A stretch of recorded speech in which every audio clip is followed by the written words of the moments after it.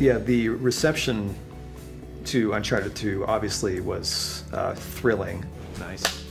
It's so hard when you're so close to a game that you've slaved away on for months and months and months that, you know, all you're going to see initially are the faults. So, you know, when the review stores started coming in, we're like, wow, really?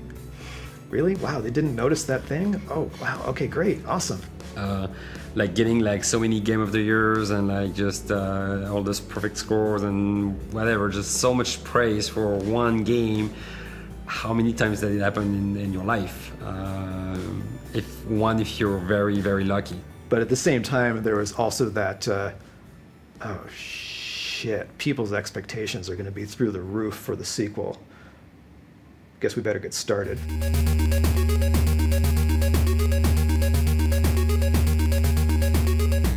Okay, so we just wanted to go through everything now that we have everybody here and just sort of see where everything stands, because we had the marketing meeting last week. Everybody loves the direction of the trailer. Nobody had any real changes except for, you know, just make it look pretty and get it finished. So at this point, we're just going to try to start nailing down some of the details.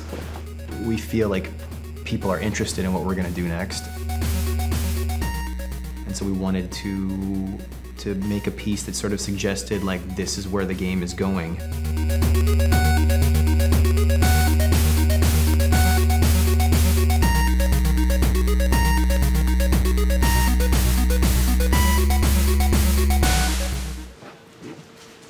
It's gonna be awesome!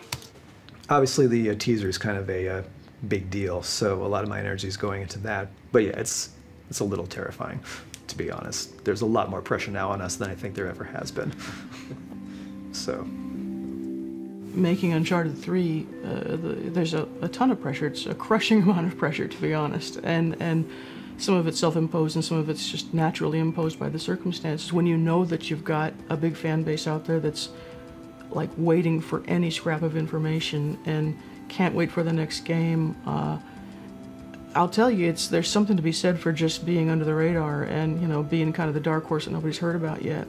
We want to meet and beat people's expectations, but I mean, frankly, we're just putting a lot of our own pressure on ourselves to do a better game than we did last time. We're never satisfied anyway, so it's like, yeah, pressure from the outside compared to what we have inside. Piece of cake. It's nothing. So you have to just have the faith that whatever instincts got you to this point will continue carrying you through as long as you keep listening to them. We've always done our mocap at other mocap studios, and now we have our own stage. It's kind of cool. Pretty rad. Yeah. Nolan. Have you guys seen this already? We showed this to you yesterday. Yeah, no, Caesar, yeah. Okay. Yeah. It means 14 be careful what you wish for. It might just get you. What the hell does it mean? Just watching some YouTube stuff. Action. Uh-huh. Well, that's all real pretty, but what the hell does it mean in English? It means be careful what you wish for. It might just get you. Did you know how popular it was going to be when you stepped onto the project? I had no idea what it was. I remember just going to the audition. I was just in one of those great moods, and here I am sliding over the thing and jumping, knocking over chairs, and I didn't care. I didn't know what it was. It's a TV show. I thought it was a voiceover job. I didn't really know, but I was in a good mood. And then they hired me. I'm like, oh, great, whatever. And then we get into it, and you realize what it is, and you start going.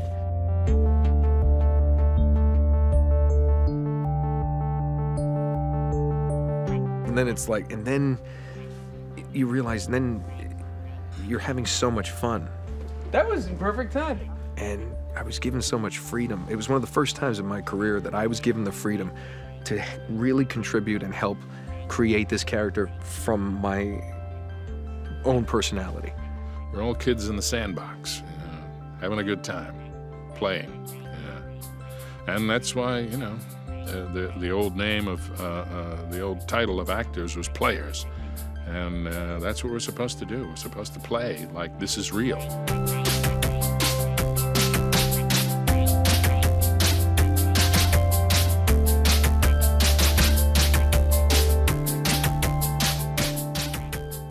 And people love it so much. And they're like, I mean, greatest game I've ever played. You know, it's incredibly flattering. And like I said, it's the best job I've ever had in 15 years in this business. Television, film, doesn't matter. There's nothing better than this. All men dream, but not equally. Anything different in tone, though? Was that getting a little crusty, It's a crusty? little too dreamy, I think. All men dream. Yeah, well, yeah, be But not careful. equally. Careful about don't get too crusty, because this is the first time Drake's voice is going to be heard in this trailer that's going out at the spiked VGAs, basically. So, you want to make sure it's all recognizable.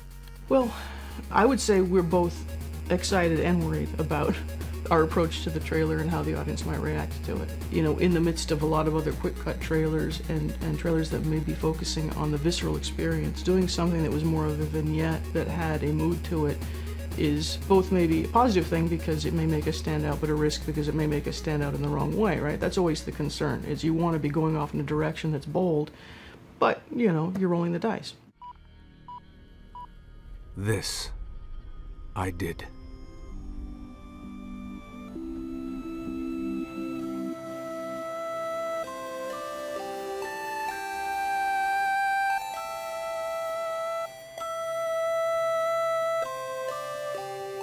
It's interesting because it's so yeah, Uncharted 2, big success, awesome. But we never made Uncharted 2 just for that. That was not what's driving us. Just I really hope like the fact we got so much success it didn't change us, and we're still true to ourselves. I want to just keep making games with passion and just coming to work every day and just make the game that we want to play, and that's pretty much it.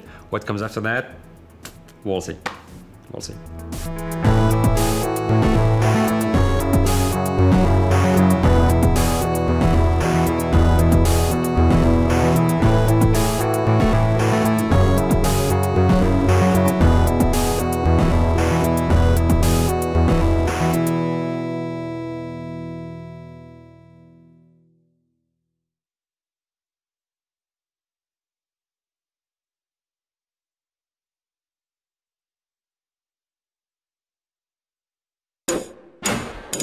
PlayStation